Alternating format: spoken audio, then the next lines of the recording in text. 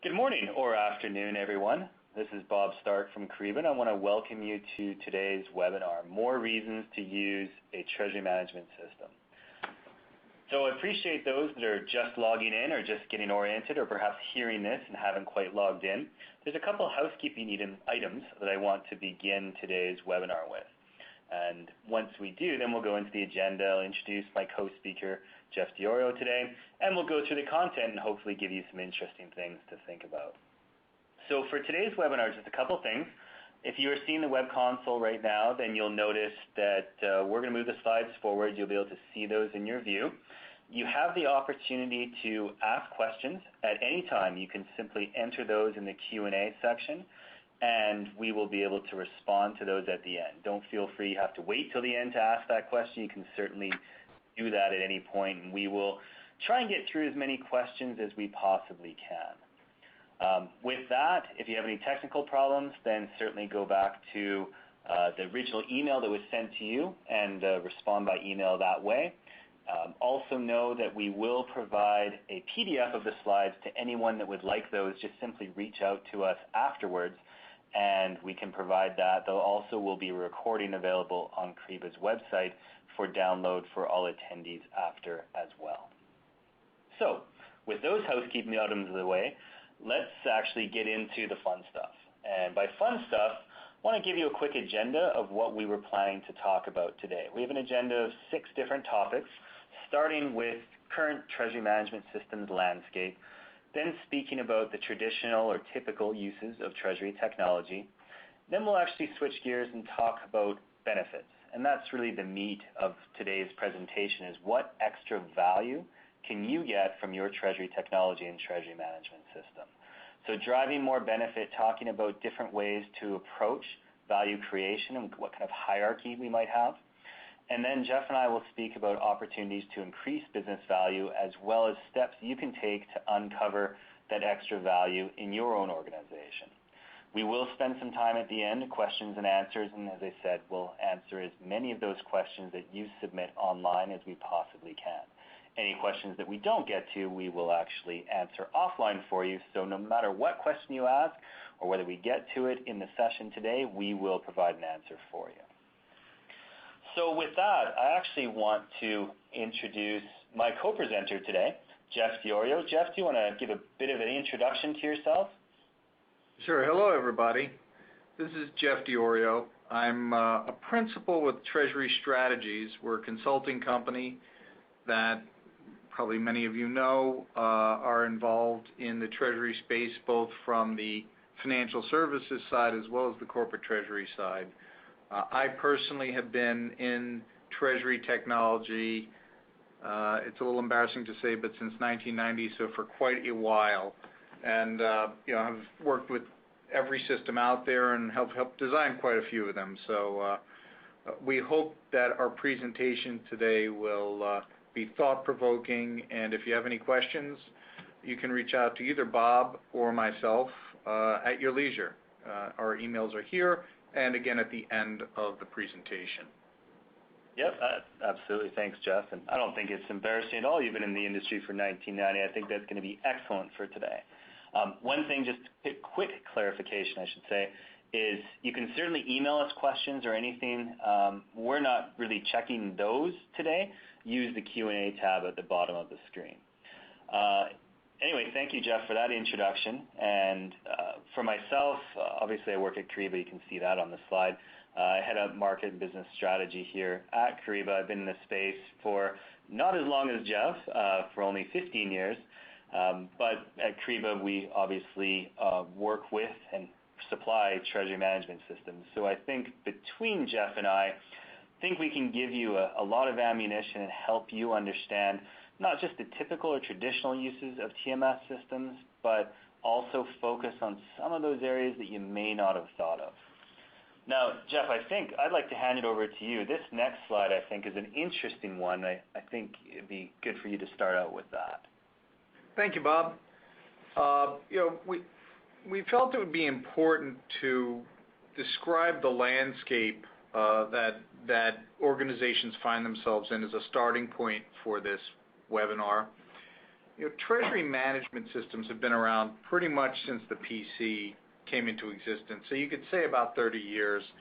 Adoption has increased over time from just straight bank portals where you were getting a lot of functionality directly from your bank service provider, and also Excel, right? So you were leveraging your bank system, you were leveraging Excel, and it has evolved to utilization of at least an automated cash system at this point today, but there are still holdouts. So we talk to a lot of companies, and you'd be surprised how many companies are still putting stuff together in Excel. It works.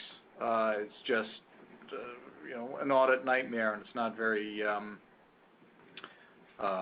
safe. So we've got this continuum at the bottom that sort of describes where companies are somewhere on the TMS landscape. Most organizations we deal with are looking for more from their treasury management systems. Once they've accommodated basic treasury reporting and accounting needs, they look to add further efficiencies and additional functionality. For instance, efficiency gains in more straight-through processing. And even if you think you're there, it's always amazing how much more is available. Regulation has always been a big driver in the TMS space. The financial crisis resulted in a slew of new regulations that treasuries will be adapting to for the next several years. Treasuries that we work with are not necessarily waiting around for the legislation to come to fruition. So they're driving consolidated risk reporting and real-time visibility to their exposures on a global basis now, rather than waiting for the regulations to kick in. An interesting point I was involved in at its inception is SaaS. While it was only about 5% of the market for the way systems were delivered 10 years ago, now it's the benchmark. If a firm doesn't utilize a true SaaS capability, there's a very good chance they're at least using a hosted solution as an alternative to installed. So the cloud has definitely been adopted by corporate treasury. Another big point here is that the executive dashboard that I recall companies started talking about 8-10 years ago, it's still alive. Big data has been a buzzword for many years, but now we really see it being encompassed, brought into TMS systems. So, integration with systems not previously considered or being looked at. Think of you doing your forecasting and incorporating data from supply chain, AP, and other sources. The desire for global high-level view of exposures, call it business intelligence, became much more important after the financial crisis. I'm sure I think we have several hundred people on the phone today, and I'm certain many of you were asked what your exposures were to this bank or some corporate entity over the last 5 years. And, did you have an easy way to compile your firm's entire exposure to that entity? And then finally, just as a side point, a lot of you know there's been consolidation in the industry, and that does impact some of the choices you have, but there's new entrants, and of course, demand always increases supply.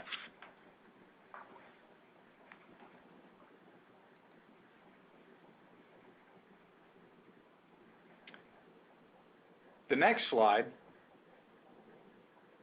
we performed a survey in June of this year, and one of the questions on that survey we asked was, what was technology's impact on the role of the corporate treasurer?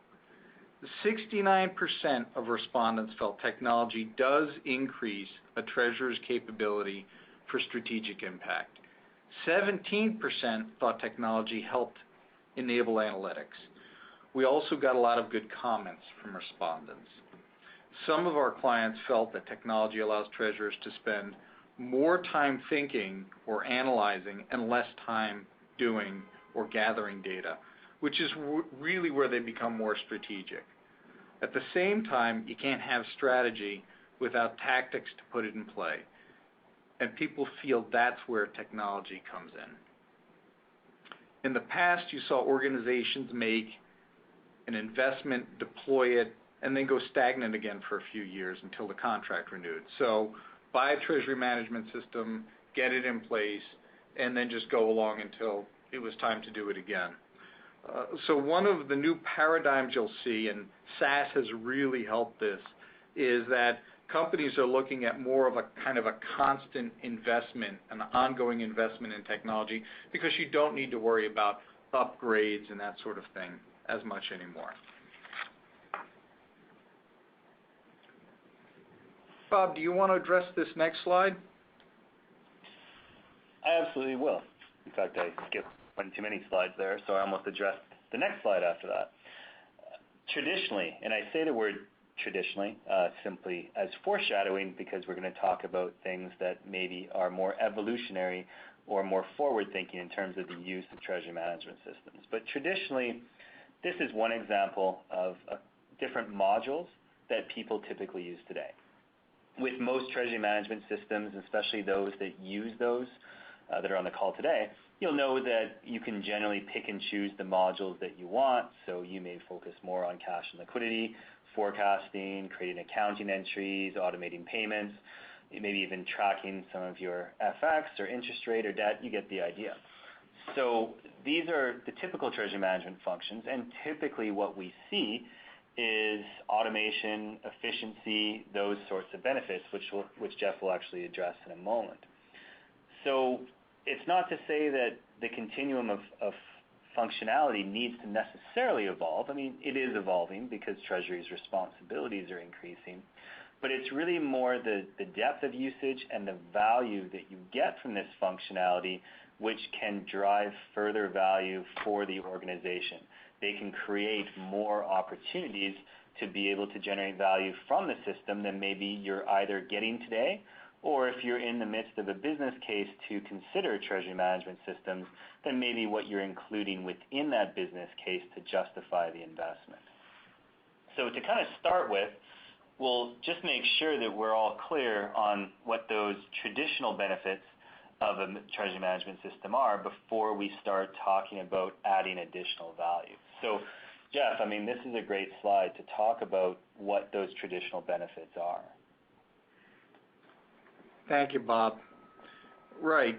These are, what are some of the ideals, the benefits, the objectives you've been looking for from a treasury system? And I believe that these carry forward and are a little bit forward-thinking, so I will address it in that vein. Treasury management systems allow you to get things done faster. And what we're talking about is things like automation of daily cash positioning, automation of your accounting, valuation, but it can go further. So the concept of a system providing, a quicker access to information is key, and one of the main benefits of a TMS.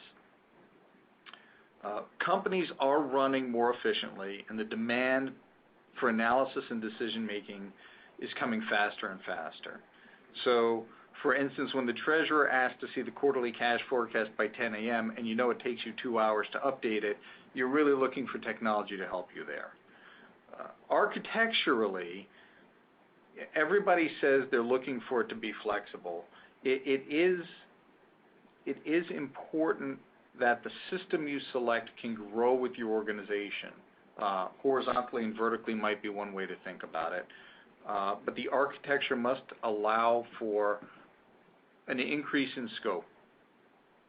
One of the goals you're looking for is to automate manual processes, eliminate rekeying of data. When we do best practices review, we'll work on workflows within an organization, and one of the things we'll do is we'll highlight how many times people are using Excel. it's not terrible to use Excel, but you'd be surprised how often it becomes the tool of choice. And then, of course, cost efficiency. And cost efficiency is sometimes a little deceiving. Systems cost money. Hosting costs money.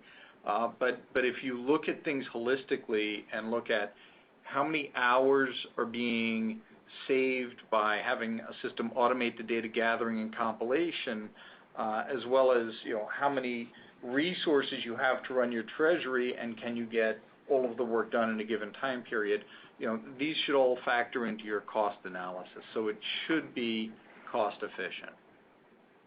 Bob, did you have anything to add? Really, it's just echoing those thoughts. I mean, efficiency is incredibly important, and most business cases are based on achieving productivity and achieving that level of efficiency and using that as a foundation for the rest of the business case. And that we're going to get into that in a few moments, but I think I can't emphasize how important it is to understand where those efficiencies are, including costs as well as productivity, because if you don't know those things, it's going to be very difficult to really get to the next level in terms of justifying that investment. So with that, we wanted to be able to provide a bit of a polling question for the team, if that helps both you understand maybe some opportunities where there are, but also it helps us gauge where the audience is today. So where do you fall in the Treasury system continuum, if you recall what Jeff was speaking about a couple moments ago? Are you using spreadsheets today? Are you leveraging bank portals? Do you have an older TMS that perhaps needs replacing? Your treasury management system is good. It's all right. There's nothing wrong with it, but you are looking for opportunities to improve, or you are the master class. You should be teaching classes on treasury technology implementations. That's kind of like the 5 different levels of I guess, in the continuum. And I know we're being a little tongue-in-cheek in the way we phrased it, but hopefully, Jeff, that gives us some opportunity for the audience to give a sense of where they're at today. So as teams are answering, I'm going to move into the results just to see where we're at. And Jeff, honestly, I'm not incredibly surprised by this. How does that work for you? The very first question is my favorite. So you can see, most of the respondents so far are leveraging spreadsheets, bank portals, or are quite happy with their existing TMS. Looks like they think they could get a little bit more out of it, and hopefully that's the reason they're listening to the webinar. So, but I am surprised to see so few that say their TMS needs replacing, because we do see a fairly high percentage of organizations looking to upgrade over time. And of course, the TMS is an implementation masterpiece. I love that question. Yeah, absolutely. And I think the way I interpret that last one, and as we move on to the rest of the presentation, which really touches on our TMS is good, but it could be better, is I think that's kind of the key thing, is that a lot of organizations I work with and that we encounter at Kyriba, they come to us saying, we're okay with where we are, but we do recognize there's more opportunities. And obviously, if 27% of the audience is in that bucket, then I think what we're looking to accomplish here is going to be useful. So speaking about what we're looking to accomplish, one of the main benefits, and we alluded to this a couple times already, especially through Jeff's description, is that going beyond automation is important. It's important for your treasury team, but it's also important for justifying any investment, either ongoing or new, in treasury technology. So what I mean by that, just the automation, it's nice. I mean, you can understand how much percentage of headcounts you can save. You can understand how much time can be allocated to other things. You really are looking at the productivity. Just most of the time, it doesn't justify what I call eye-popping ROI. Like that one where literally you walk in there and the CFO says, I can't believe you waited this long to tell me about this opportunity. That kind of ROI. automation really doesn't do that most of the time. Now, in some industries, retail, healthcare as an example, you may have a lot of transactions. That automation play may be much more relevant. But for the most part, it's good. It will justify the investment in that technology, but it's not going to really take it to a level where you get green lights all the way through and are told you can have as many resources as you need to make this project happen quickly. And maybe that's not always the result anyways, but it's certainly much more opportune if you can show that there's serious value. And part of that reason, Treasury is just not typically high in the transaction volumes, because Treasury's responsibility is not so much dealing with transaction volumes, it's dealing with effective financial decisions. And volume isn't really quantifying that. It's how can I protect my financial assets from changes in exchange or interest rates? How can I optimize that return on cash? How can I ensure that I find more cash so I can make better decisions with it? The key that we're going to talk about, Jeff and I both, is that insight, intelligence, that's what's going to help you generate more value. And when I say that, I've moved to this slide that really we call value creation. It's obviously a pyramid, kind of like Maslow's hierarchy of needs, except for Treasury. And it shows that productivity is the base case. And I firmly believe that. I know, Jeff, that's something that you see as well, is that if you don't have an understanding of those efficiencies, if you can't quantify the level of productivity that automation is going to bring, it's very difficult to proceed understanding what those benefits are. Usually this is the first priority of most Treasury teams and CFOs when they're looking to understand, can we be more efficient? It's how much time can we save is number one. But it's number one. As we progress, financial controls will sometimes be alongside productivity or a close second in terms of the order of progression. So when we say controls, Jeff spoke quite well around different, weaknesses or shortcomings that spreadsheets have. And I think we all understand those. Certainly the large percentage of the audience that said we're on spreadsheets or we're using bank portals, they came to a webinar like this to look for opportunities to see how can we get beyond those, how can we justify that. So I think most people understand the deficiencies of spreadsheets in terms of data integrity, the control workflow, having the right audit trail, separation of duties, etc. It's not really ideal for things like Sarbanes-Oxley audits. It's not really ideal for having proper operational risk management. So being able to achieve those helps you move along this continuum or up this pyramid. Moving up this pyramid, we go into visibility. Now, you probably all on the phone have seen the same things that Jeff and I have. There's certainly been a lot of marketing, a lot of salesmanship around visibility. You need visibility. And Jeff, I don't think either of us would argue that, but visibility is an enabler. There's a reason why it's midway up the pyramid and not at the top, because visibility on its own, all it does is allow you an opportunity to make decisions based on what you've seen. So that visibility could be everything from cash, which is one of the most obvious ones, cash visibility we hear about a lot.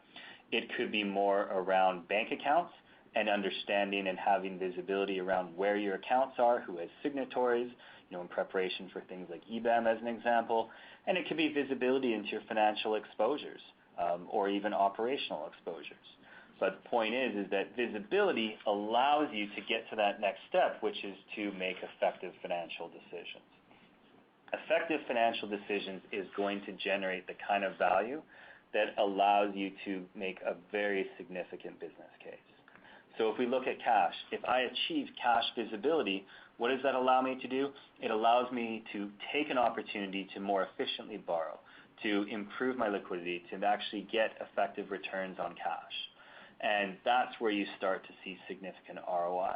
If you look at things like Alexander Hamilton Awards or AFP Pinnacle Awards, these organizations are often winning based on not just providing visibility, but being able to put in better financial decisions to actually generate value for the organization. Now, this is not the top of the pyramid, but it's pretty close. And if your business case is able to look at productivity, controls, visibility, and then effective financial decisions, you've put yourself in a much better position to be able to demonstrate and then obviously get the opportunity to put in place and implement a project to actually make better financial decisions for the entire organizations, but specifically make Treasury more valuable. The top part, and you can label this a number of different ways. We've chosen to call this, for the purposes of the webinar, Treasury as a strategic partner. It could be in a position of generating business value. There's a lot of different labels, but the idea is commonplace. The idea is that you're looking to build value, generally collaboratively with other teams, through intelligence, insight, and analysis. And that's the key to be able to not just work within the confines or the responsibilities of Treasury, but expand that opportunity, expand those responsibilities of Treasury by using technology to enable that. In some cases, and we did a webinar with a couple of our clients a few months ago, where their strategic partnership with the rest of the organization was enabled by actually being able to do their job so quickly and so effectively that they're able to free up more than 50% of each person's day within the Treasury team to start looking at other value-added activities. And those value-added activities, they can be a lot of different things. We'll talk about these examples on the right side of the screen as we go forward, but there's a lot of different choices out there about what you can do collaboratively. Generally, we see the expansion of responsibilities to be more around enterprise risk management or working capital as an example. But whatever your definition, the point being is that once you get that visibility, you get that productivity, you're able to make those effective financial decisions, then you put yourself in a frame to become more of a strategic and collaborative partner with other teams. So Jeff, I know this kind of gets into a topic that's near and dear to your heart, such as Treasury 3.0. Let's talk a little bit about that. Thank you, Bob. So yeah, Treasury Strategies has been talking about how Treasury has evolved from 1.0 through 2.0 and on to 3.0. And since the 70s, when FX started fluctuating, we were sort of in the realm of 2.0, where you needed systems to help you quantify exposures and execute hedges and that sort of thing, because Treasury had become complicated enough that it required it. But now what we're seeing is organizations are evolving. And so this is the evolution that we talk about when we describe Treasury 3.0. You're moving away from an executional focus, but on two dimensions. So your technology and your data architecture are evolving, and that gets you closer to the realization of full automation and integration. And in the next slide, I'll talk a little bit more about integration. And then on the other axis, your scope of influence is expanding because you're having expanded risk responsibilities. And we believe that as you drive along these two axes, eventually you'll come into the realm, and it will take a period of time, but you will evolve into the strategic advisory role. So on the technological and data architecture changes, you're going to see a shift which allows you to transform enormous amounts of data into actionable intelligence to support your firm's objectives. And so we are seeing more demands on technology, as this comes to fruition. Bob, did you have anything to add? No, I think the main thing to think about, what's the right thing to add here, because you explain this slide perfectly, is that evolution, it's worth it because you're going to create business value, but it's definitely a process. Like, even as we cycle through those pyramid slides relatively quickly, it takes time to get to each level, but each level is important in terms of establishing the vision so that you can actually get to this point of strategic advisory. And I think that's the key point that is important for everyone on the phone. We want to make sure that it's not just about automation, it's not just about integration, it's not just about taking on additional responsibilities, it's about being able to combine all of those so that you put yourself, both yourself as well as your team, in a better position within the organization to drive value. Treasury doesn't have to just be a cost center. And I know we hear that term so many times. It's a matter of being able to provide value to the organization. And we'll say it again and again and again. It'll be almost a very repetitive term, but Jeff, I think it's absolutely important. Right. Another way to look at this, or think about it, is to realize that there's a lot of touch points to your organization, and Treasury is becoming the financial nerve center because of that.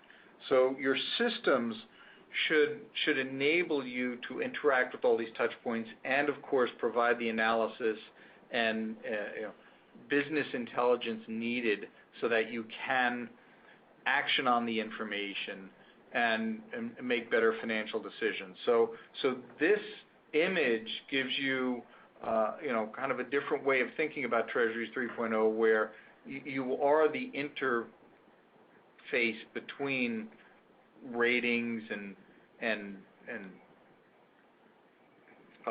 banks and capital markets, and all of that comes together hopefully with a proper strategic system.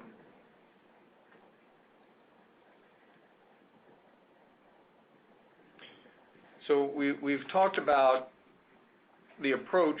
Once you accomplish this, what will the benefits be? And so it's yet another way to approach it. And by deploying Treasury 3.0, you'll broaden your focus beyond execution to strategic assessment. You'll be more proactive about monitoring the environment and assessing the impact of market events. You'll have the ability to provide intelligence to decision makers. The right technology will help you do that very quickly when you have integrated data with internal information and external information all tied together in it. You'll be able to spend more time on strategic activities due to the increased efficiencies.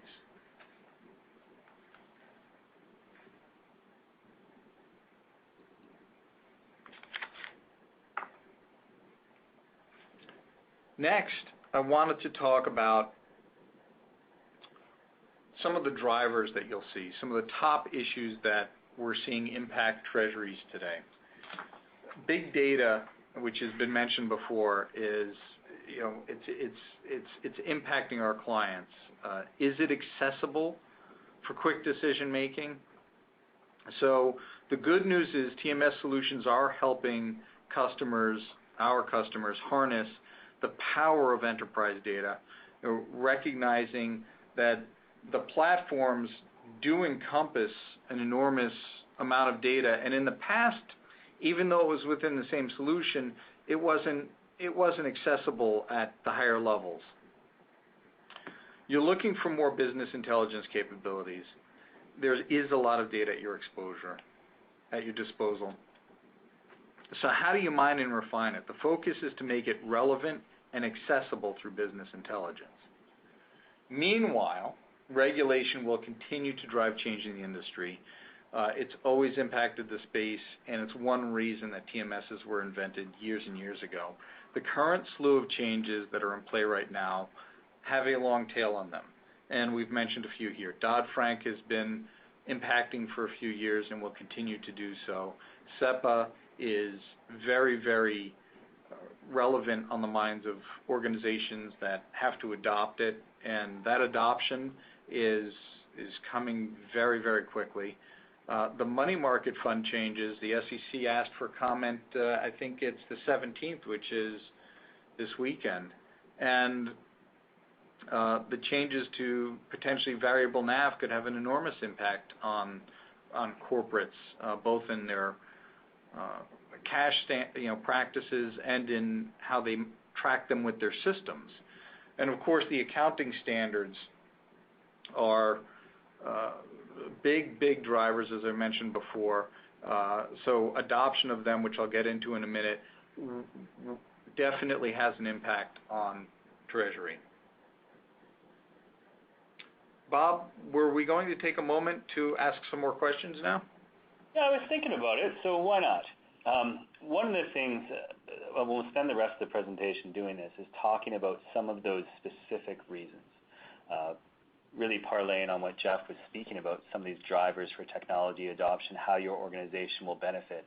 So we're going to talk about a few examples, but to make sure we spend the right amount of time based on what people want to see, then what reasons to use a TMS are you most interested in learning more about? So we listed 6, which almost go beyond the page, but more efficiency and productivity, establishing financial controls, optimizing returns on cash, effective risk management programs, working capital improvements, or increasing responsibilities of our team. So as we invite everyone to submit those, Jeff, you want to hazard a guess as to what you think might be the most popular response? You know, Bob, I'm going to be very interested to see the results of this poll. So, depending on where an organization is, any one of these could be important to them. Yeah, it's a good, safe answer, Jeff. Well played.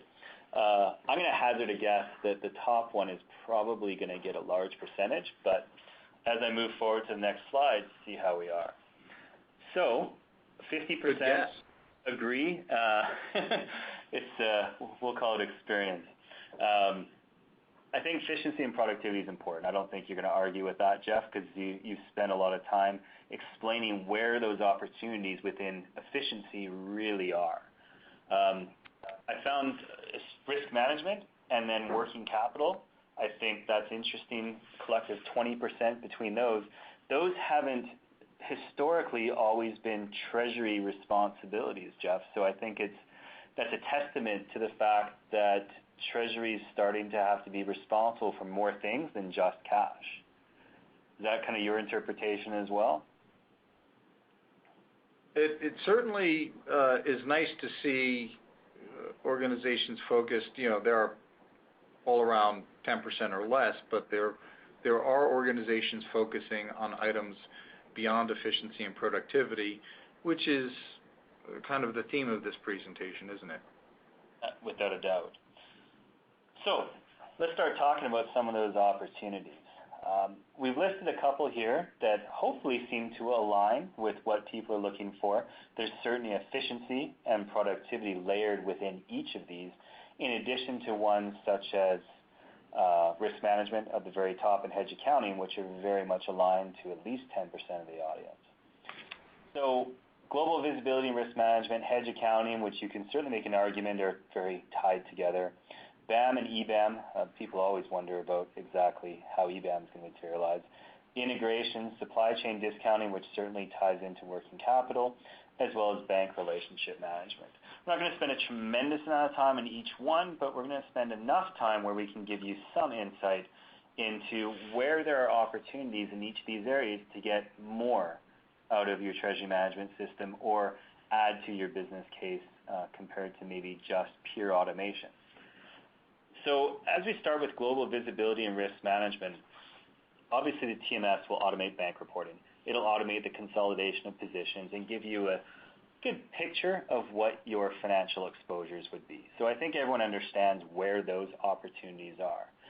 But sometimes the exposures really does create an opportunity to enable better risk management practices. So by having that confidence and that accuracy for cash and liquidity, both domestically and internationally, that gives an opportunity to create a program that can be much more effective at protecting the value of those financial assets. I mean, is that a great way to summarize it, Jeff?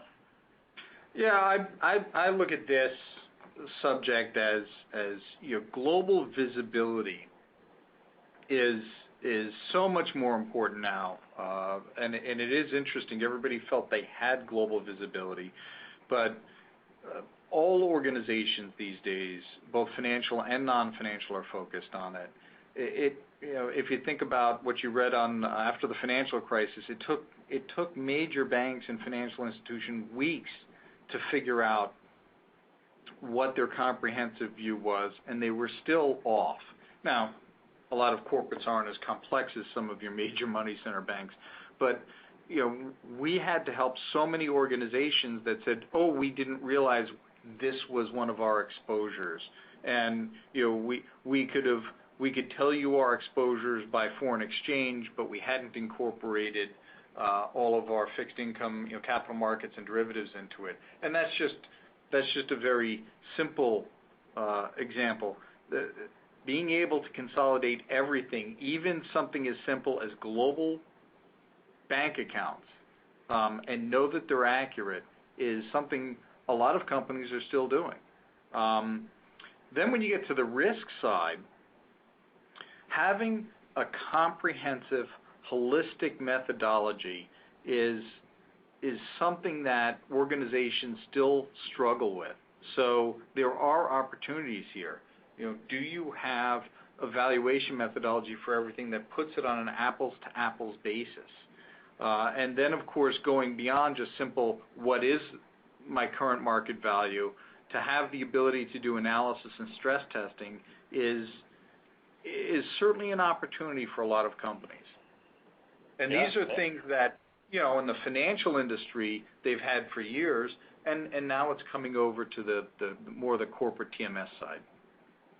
Yeah, that's a fine observation. I think it is safe to say that if one of your objectives is to implement a counterparty risk management program or operational risk or certainly a hedging program, that you need to establish that visibility as a base, but you build upon that, and Treasury technology is what's going to enable that. So if you want to quantify the value of a hedging program as an example, then this is one of the areas of value that you can look at.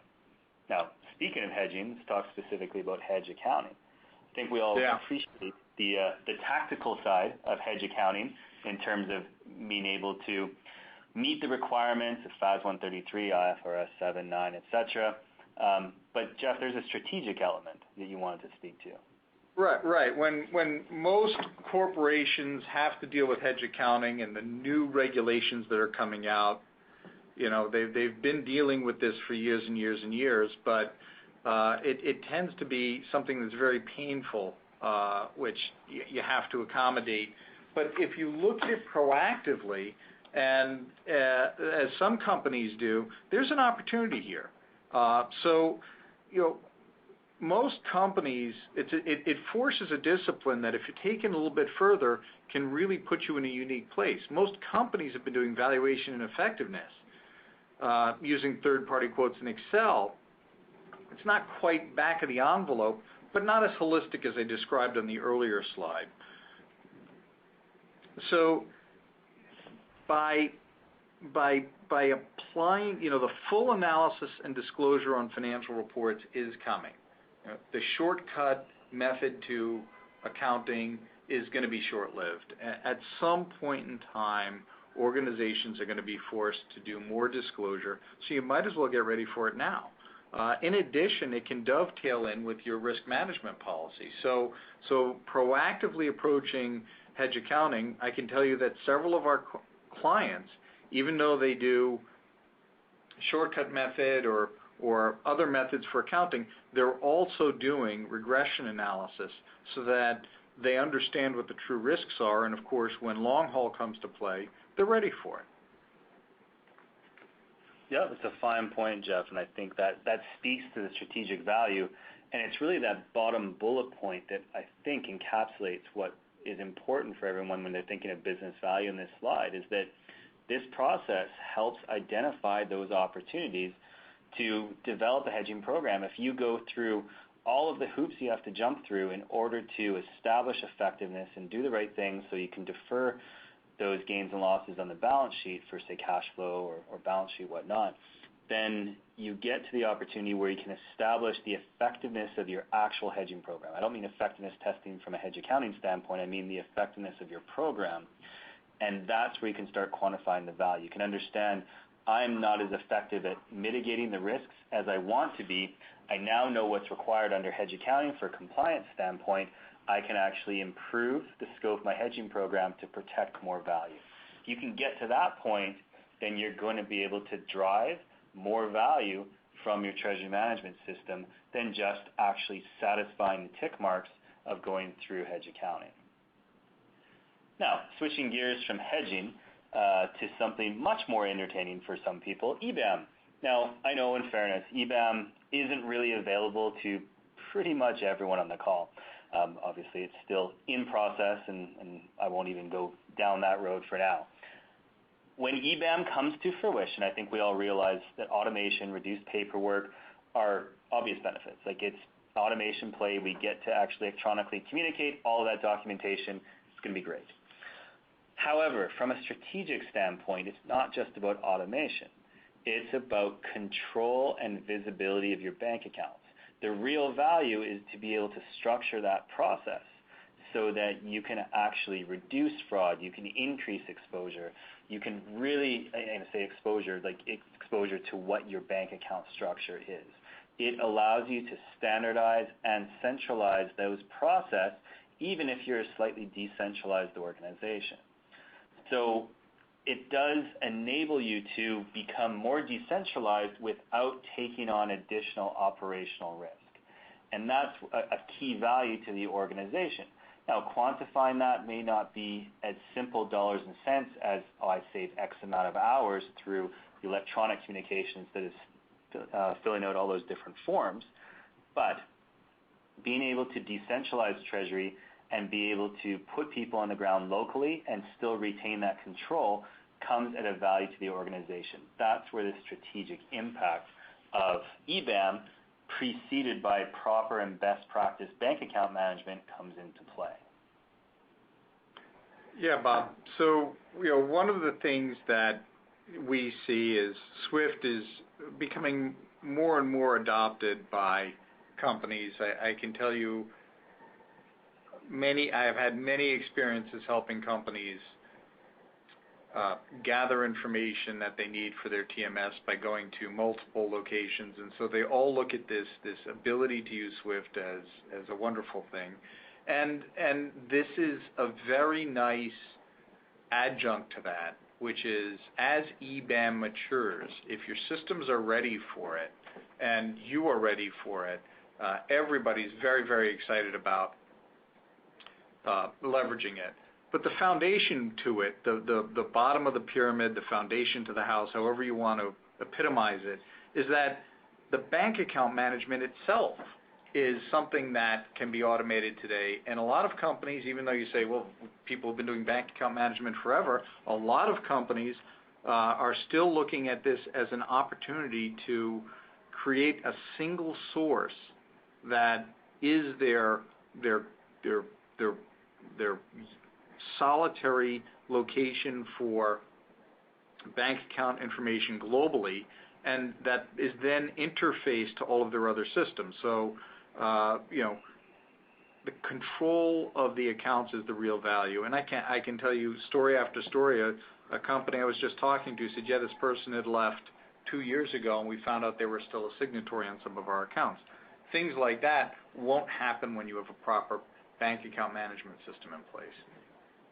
Yeah, it's a fine point, Jeff. And I think, I won't say integration is the same thing, but there are opportunities there too, aren't there, Jeff? Yeah. So on the integration side, it's maybe a word that's abused a little bit, but it is something that you have to adopt, and it can continue to be driven further and further. So, 90% of treasury management systems provide interfaces with bank accounts, the bank systems, and with their accounting systems. So that level of integration has always been there. But there are higher levels that can be accomplished. And these help to fulfill the promise of big data and business intelligence. So integrating with internal systems, like I mentioned earlier, like supply chain or accounts payable, with existing forecasting will help improve forecasting and truly give you a much better picture of your global exposures. You would think that with the ability to electronically capture your bank account information being available for so long, there wouldn't be much more benefit there. But I can tell you some organizations are going to the point of capturing 100% of their bank accounts because they realize that final 20% on a global basis they were not accessing actually amounted to a significant enough exposure and impact to the organization. So with the ability to electronically gather data over SWIFT and with all of the other services available, 100% visibility is possible, and some of our clients have achieved that. There's also bank fee analysis, FBAR reporting capabilities, which, while tactical, they can add value in cost and time savings. And as you mentioned, EBAM is maturing. So, everybody is excited about the idea of being able to initiate changes in their open accounts, close accounts, all that sort of capabilities that come with EBAM. And it is, as somebody said, well, we built the rocket and we launched it, and it's somewhere on its way to where we're eventually going to be. So it is in play at this point in time. Excellent. Thanks, Jeff, for that. I appreciate it.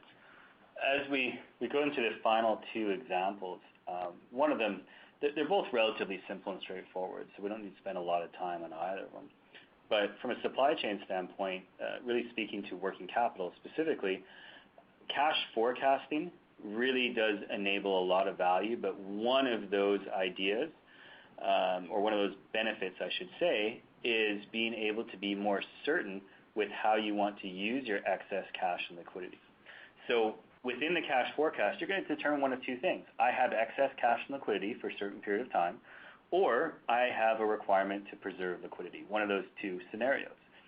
So working on a collaborative program with procurement, accounting as an example, a lot of organizations are starting to either adopt early payment discounting or dynamic discounting, depending on your terminology, which is really an opportunity for cash optimization by taking or proactively offering those supplier discounts. That can generate easily double digits, sometimes 20% APR returns on cash simply by leveraging what is available from your supply chain. There's also programs that do it on the customer side as well. You get the idea that there's opportunity to utilize your cash differently than just overnight investing.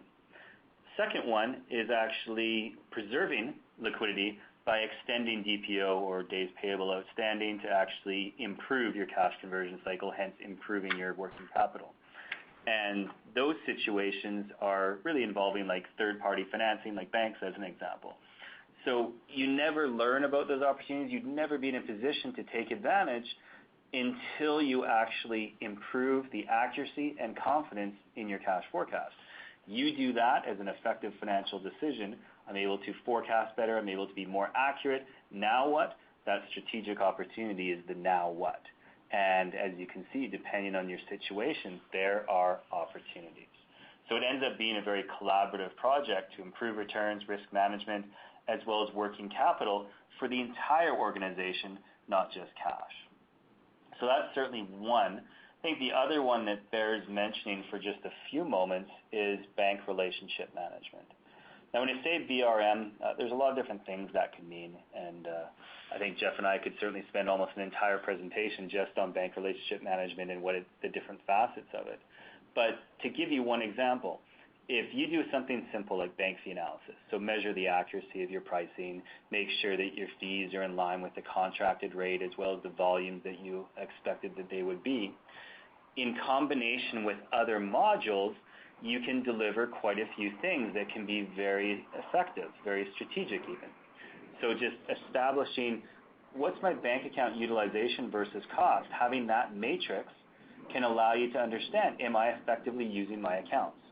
It can help you understand the total cost of your banking relationships, not necessarily just cash, but also looking at financing fees, looking at trading fees, looking at transaction costs, being able to get a total picture of not just what it costs you, but also what they receive from you to establish the metrics of that relationship. And then finally, of course, it supports spreading out business evenly. I think we all appreciate in Treasury that spreading the business evenly across those within your credit facility is, it's helpful and appreciated, but also important that you can actually measure that. So that kind of goes into just basics around automation. I just want to get a bit better at bank fee analysis to enabling a program where you can actually manage the relationships with your bank and prove that so that you have the right metrics and the right dashboards in front of your CFO that can be shared with your banking relationships. So I know those, Jeff, only really touch on the examples. I'm sure we could do more and more and more. But a final thing, which we probably spend a moment or two on before answering questions, is how do you uncover this value? What sort of opportunities might there be? So I thought I would share at a high level some thoughts on how we help drive companies to uncover the value. The first step would be reviewing, spending some time up front understanding your current state and determination of where the opportunities lie. Every company is different. Every scenario is different. Every year as you're evolving, things change. So a best practices review or review of your current state and determination of where the opportunities lie.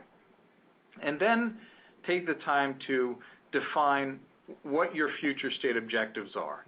Define the roadmap of where you believe these opportunities can go for your organization. Third step would then be to define the specific projects and prioritize them. Nobody has the ability to do everything they'd like to achieve in a given period of time. So defining the projects succinctly and prioritizing them, creating detailed business requirements, we call them the blueprint. It's hard to progress in the build of something unless you've got a really solid blueprint for it. So as you can see, we're doing a lot of analysis and planning before we get around to execution. Then the fourth step is to budget and execute. You need to consider when you're budgeting, not just cost, capital cost, that sort of thing. You need to consider the resource impact. There are so many projects going on in organizations that saying we're going to take on another one sometimes means you can't do it. So you need to consider the resource impact as well as the hard costs of doing these projects. And that will also help you decide which ones to execute on. And then the final point is that you need to revisit and refresh on a regular basis. So it's not a one-time designation of a roadmap and there we go for the next 5 years. Things change. And so in your process, you should build in the concept of revising and going back to the beginning and redesigning the roadmap as needed. And I'm watching the time here, Bob, so I want to make sure we get to your summary and maybe some questions and answers. So on the next slide, we talk a bit about how to establish a roadmap. And I'll go through this very quickly so we get on. Define where you want to go. Think about your organizational goals as well as your divisional goals. So if you can tie the projects that you're thinking of back to organizational goals, align them with them, it's going to be much, much easier to justify doing them. And then having some concept for how long it will take is very important in your planning, and that goes back down to prioritization.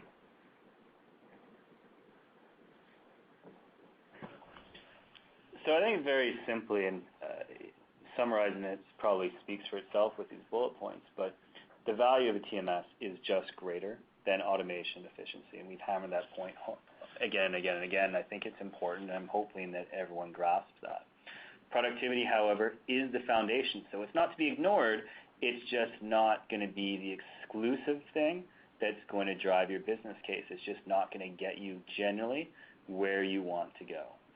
And so technology can obviously play that role and help you increase business value. And obviously, as Jeff just spoke about, establishing that roadmap is one of the key planning steps to make sure you can actually identify and unlock that business value. So with that, there definitely is a bit of a lineup of questions. And as we get to the top of the hour, maybe even a minute beyond it, I want to make sure that we have an opportunity to at least address 2 or 3 of those. So there's a couple different ones, a little bit more of a tactical question, Jeff, but pretty easily. They asked about Kyriba, but I'll change it to Treasury Management System generally. With Kyriba, do we need to build interfaces with our ERP to get AP and AR information? My simple answer, and Jeff, I'll let you comment as well, The answer is you don't have to build it. The vendor is going to be the one that builds it in conjunction with your IT group, as an example. And when I say it that way, it makes it sound like, IT is involved, that's trouble. It really isn't a lot of effort. It's generally IT needs to require, specify what kind of file needs to go into our system. So your file needs to look like this, and it needs to be here, whether it's on an FTP server or web services or something like that, and the vendor will take care of the rest. Is that a fair statement for you too, Jeff? I would say it varies, Bob.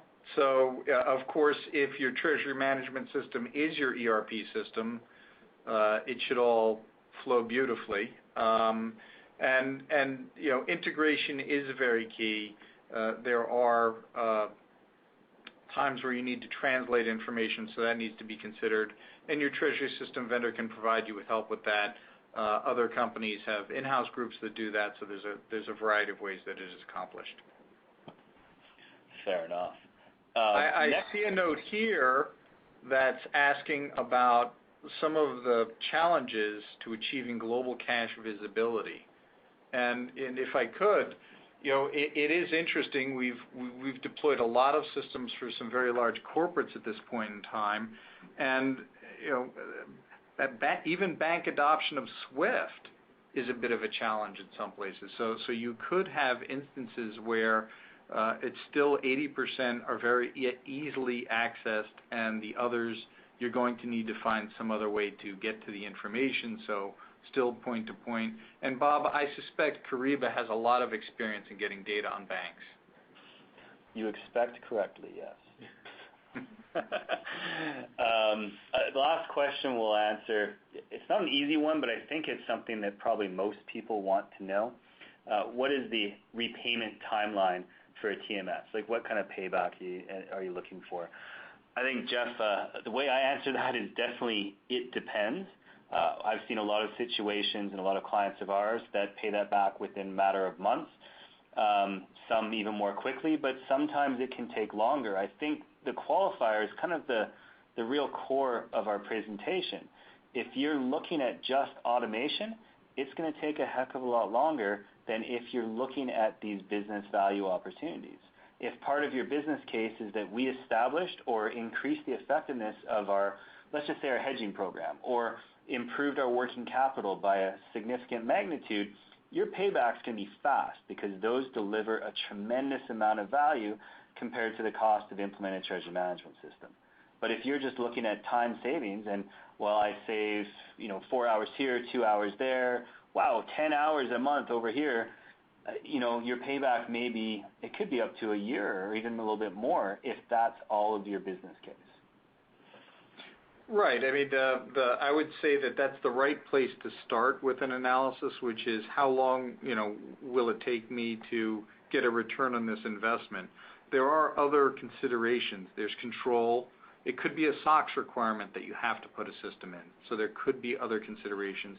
And of course, this new capability in the strategic discussion we're having is around having a system that gives you much more than just efficiencies and control, but new capabilities to become the financial nerve center of the organization.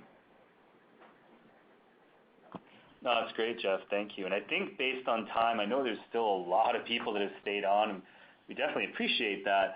I think given we're 5 after the hour, we'll probably just answer the rest of the questions offline. So for those that asked, and I see quite a few of you, so apologies for that, but we will answer your questions. And for everyone else, thanks very much for attending. We do appreciate it, and we look forward to your feedback either by email to us or through the questions and answers or just in subsequent conversations. So again, thank you, and hope you all have a great day. Bye-bye.